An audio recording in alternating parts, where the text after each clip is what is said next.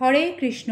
নমস্কার বন্ধুরা, আশ্বিন মাসে কৃষ্ণপক্ষে শ্রী ইন্দিরা একাদশী ব্রত 2025 সালে কবে পালন করতে হবে পালন সহ পূর্ণাঙ্গ সময়সূচি, শ্রী ইন্দিরা একাদশী ব্রত মাহাত্ম্য কথা, আশ্বিন মাসের এই একাদশীতে খাদ্যের বিধিনিষেধ বিস্তারিত জানবেন আজকের এই পর্বে। আশা রাখি সকলে শ্রীকৃষ্ণ কৃপায় ভালো আছেন। আশ্বিন মাসে কৃষ্ণপক্ষের একাদশী হলো ইন্দিরা একাদশী। যেহেতু ইন্দিরা একাদশী পিতৃপক্ষে পড়ে, পূর্বপুরুষদের জন্য উৎসর্গীকৃত পাক্ষিক, এটিকে একাদশী শ্রাদ্ধও বলা হয়। ইন্দিরা একাদশীর উপবাস করলে সে ব্যক্তির পূর্বপুরুষরা যদি কর্মবিপাকের কারণে অধঃপতিত হয়ে নিম্নজনী লাভ করেন, সে পূর্বপুরুষদের উত্তম গতি লাভ হয়, মোক্ষ লাভ করে এবং নবজীবন লাভ করেন। শ্রী ইন্দিরা একাদশী ব্রত 2025 সালে ইংরাজি 17 সেপ্টেম্বর বুধবার, বাংলা 1432 বঙ্গাব্দের ভাদ্র সংক্রান্তির দিন পালিত হবে। শ্রবণ করুন শ্রী ইন্দিরা একাদশীর ব্রত মাহাত্ম্য কথা। ওম নমো ভগবতে বাসুদেবায়। আশ্বিন মাসে কৃষ্ণপক্ষিয়া শ্রী ইন্দিরা একাদশী ব্রত মাহাত্ম্য ব্রহ্ম বৈবর্ত পুরাণে বর্ণিত আছে। একদিন মহারাজ যুধিষ্ঠির ভগবান শ্রীকৃষ্ণকে জিজ্ঞাসা করলেন, হে কৃষ্ণ, হে অচ্যুতানন্দ, আশ্বিন মাসে কৃষ্ণপক্ষের একাদশীর নাম কি, এ ব্রতের মাহাত্ম্য কি, ব্রত পালন বিধি বা কি, তা কৃপা করে আমাকে বলুন, আমি তা শ্রবণ করতে ব্যাকুল। যুধিষ্ঠির মহারাজের জানার ব্যাকুলতা দেখে ভগবান শ্রীকৃষ্ণ প্রসন্ন হয়ে বলতে শুরু করলেন, হে রাজন, এখন আমি সেই পবিত্র ব্রত মাহাত্ম্য বর্ণনা করছি, মনোযোগ দিয়ে তা শ্রবণ করুন। আশ্বিন মাসের একাদশী ইন্দিরা নামে পরিচিত। এই ব্রত পালনে মহাপাপ বিনষ্ট হয়, এমনকি কর্মবিপাকে যারা নিম্নজনী লাভ করেছেন সে পূর্বপুরুষদেরও উত্তম গতি লাভ হয়। এই একাদশীর মাহাত্ম্য শোনা মাত্রেই সামবেদীয় যোগ্য ফল লাভ করা যায়। হে রাজেন্দ্র, প্রাচীনকালে মাহিষ্মতি নগরে ইন্দ্রসেন নামে এক প্রসিদ্ধ রাজা রাজত্ব করতেন। ধর্মবিধি অনুসারে রাজ্য পালন করার কারণে তিনি বিশেষ খ্যাতি সম্পন্ন ছিলেন। বিপুল ধন সম্পত্তির অধিকারী ছিলেন তিনি। পুত্র পৌত্রাদি সহ তিনি সুখে রাজ্য পরিচালনা করতেন। বিষ্ণুভক্তি পরায়ণ সেই রাজা নিরন্তর শ্রী গোবিন্দ নাম গানে মগ্ন থাকতেন। একদিন রাজা সুখে রাজসভায় বসে আছেন, এমন সময় দেবর্ষি নারদ স্বর্গ থেকে সেখানে উপস্থিত হলেন। তাকে দর্শন করে রাজা হাত জোর করে উঠে দাঁড়ালেন। দণ্ডবত প্রণাম সেরে যথাযথ মর্যাদা সহকারে নারদ মুনিকে আসন, পাদ্য, অর্ঘ্য আদি ষোড়শোপাচারে পূজা নিবেদন করলেন। তারপর রাজা ইন্দ্রসেন বিনীত সুরে বললেন, হে মুনিবর, আপনার দর্শন মাত্রই আমার যাবতীয় যোগ্য ফল লাভ হয়েছে। এখন আপনার আগমনের কারণ জানিয়ে আমাকে কৃতার্থ করুন।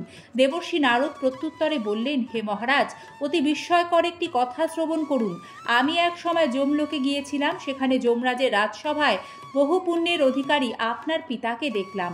ব্রতভঙ্গের পাপে তাকে সেখানে যেতে হয়েছে। হে রাজন, আপনার পিতা যে সংবাদ প্রেরণ করেছেন আমি এখন তা আপনাকে বর্ণনা করছি। আপনার পিতা আমাকে জানিয়েছিলেন, হে ঋষিবর, মাহিষ্মতির রাজা ইন্দ্রসেন হলো আমার পুত্র। তাকে অনুগ্রহ করে বলবেন যে আমি বহু পুণ্যকর্ম, অনুষ্ঠান, দান ধ্যান করলেও কোনো একটি কারণবশত যমালয়ে আসতে বাধ্য হয়েছি। আপনি কৃপা করে তাকে বলবেন ভয় সর্বপাপ নাশক ইন্দিরা একাদশী অবশ্যই পালন করতে। সেই ব্রতের প্রভাবে আমি নিষ্পাপ হয়ে স্বর্গলোকে যেতে পারবো। এই কথা জানাবার উদ্দেশ্যেই আমার আগমন। হে রাজন, আপনার পিতার মঙ্গল বিধানে আপনি যথাবিধি ইন্দিরা একাদশী পালন করুন। এরপর রাজা ইন্দ্রসেন ব্যাকুল স্বরে জিজ্ঞাসা করলেন, হে দেবর্ষি, সেই ইন্দিরা একাদশীর বিধি কি, কোন তিথি বা কোন পক্ষে এই ব্রত পালন করা কর্তব্য, তা কৃপা করে আমাকে বলুন। দেবর্ষি প্রসন্ন চিত্তে উত্তর দিলেন, হে মহারাজ, আশ্বিন মাসে কৃষ্ণপক্ষের দশমীর দিনে শ্রদ্ধা সহকারে প্রাতঃ স্নান করবেন, মধ্যাহ্নে ভক্তি ভাবাপন্ন হয়ে পুনরায় স্নান করবেন এবং রাত্রিকালে ভূমিতে শয়ন করবেন। পরদিন একাদশীতে প্রাতঃকৃত্যাদি সমাপন করে নিরাহারে থাকবেন। ব্রতের নিয়মাবলী দৃঢ়ভাবে পালন করবেন। হে পুণ্ডরীকাক্ষ, হে অচ্যুত, আপনার শরণাগতের প্রতি কৃপা করুন। এইভাবে বলতে বলতে শ্রদ্ধাশীল মনোভাব সহকারে শালগ্রাম পূজা করে পিতার উদ্দেশ্যে ব্রতের ফল অর্পণ করবেন। দ্বাদশীর দিন সকালে ভক্তিচিত্তে শ্রী গোবিন্দের পূজা করে ব্রাহ্মণ ভোজন করিয়ে অবশেষে নিজে মহাপ্রসাদ গ্রহণ করবেন। হে রাজন, বিধি অনুসারে শ্রী হরি এবং ভক্তদের অর্চন করলে আপনার পিতৃবর্গ মুক্তি লাভ করে শীঘ্রই বৈকুণ্ঠে গমন করবেন। রাজা ইন্দ্রসেনকে এই উপদেশ দিয়ে দেবর্ষি নারদ প্রস্থান করলেন। রাজা ইন্দ্রসেন মুনির উপদেশ অনুসারে পুত্র পরিজন সহ ভক্তি সহকারে এই ব্রতের অনুষ্ঠান করলেন। তখন দেবলোক থেকে পুষ্প বৃষ্টি হতে লাগলো এবং তার পিতাও বিষ্ণুলোকে গমন করলেন। তারপর রাজা ইন্দ্রসেন নিজ পুত্রকে রাজ্যভার অর্পণ করে নিজেও বিষ্ণুলোকে ফিরে গেলেন। এই ইন্দিরা একাদশীর মাহাত্ম্য পাঠ ও শ্রবণে মানুষ সকল পাপ মুক্ত হয়ে বিষ্ণুলোক প্রাপ্ত হয়। জয় ইন্দিরা একাদশী কি জয়। জয় শ্রীকৃষ্ণ, রাধে রাধে। আশ্বিন মাসে কৃষ্ণপক্ষে শ্রী ইন্দিরা একাদশীতে খাদ্যের কি বিধিনিষেধ? একাদশীর দিন পঞ্চ রবিশস্য ভুলেও গ্রহণ করা যাবে না, তার থেকে তৈরি কোনো জিনিসও খাওয়া নিষিদ্ধ। একাদশী ব্রতের দিন অনুকল্প প্রসাদ গ্রহণের বিধান রয়েছে। তবে যেহেতু এটি আশ্বিন মাসের একাদশী ব্রত, তাই চাতুর্মাসের নিয়ম ধরে আশ্বিন মাসে দুধ খেতে নেই। তাই এই একাদশীর দিন আপনারা দুধ ভুলেও খাবেন না, তবে দুধের তৈরি জিনিসগুলি কিন্তু খাওয়া যেতে পারে।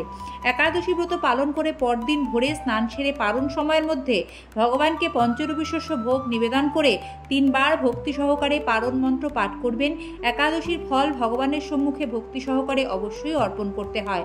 তারপর সেই অনুকল্প ভোগ কৃষ্ণ প্রসাদ হিসেবে গ্রহণ করে একাদশী ব্রত পূর্ণরূপে সমাপন ও ভঙ্গ করতে হয়, নচেত পূর্ণ একাদশীর ফল লাভ থেকে বঞ্চিত থেকে যেতে হয়। একাদশী ব্রতের পারণ মন্ত্রটি হল ওং অজ্ঞান তিমিরান্ধস্য ব্রতে নানেন কেশব প্রসীদ সুমুখনাথ জ্ঞান দৃষ্টি প্রদ ভব। একাদশী ব্রত পালনের প্রকৃত উদ্দেশ্য কেবল উপবাস করা নয়, নিরন্তর শ্রী ভগবানের স্মরণ মনন ও শ্রবণ কীর্তনের মাধ্যমে একাদশী দিন অতিবাহিত করতে হয়। তাই একাদশী পালনের সময় পরনিন্দা, পরচর্চা, মিথ্যা ভাষণ, ক্রোধ, দুরাচারী, স্ত্রী সহবাস সম্পূর্ণরূপে নিষিদ্ধ। একাদশী ব্রত দিনে কোনো রকম নেশার বস্তু যেমন চা, কফি, কোনো রকম মাদকদ্রব্য সেবন করতে হয় না, তাতে ব্রত ভঙ্গ হয়। একাদশী ব্রতের দিন ক্ষৌর কর্ম করতে নেই, প্রসাধনী ব্যবহার করবেন না। শ্রীকৃষ্ণ কৃপায় সকলের মঙ্গল হোক।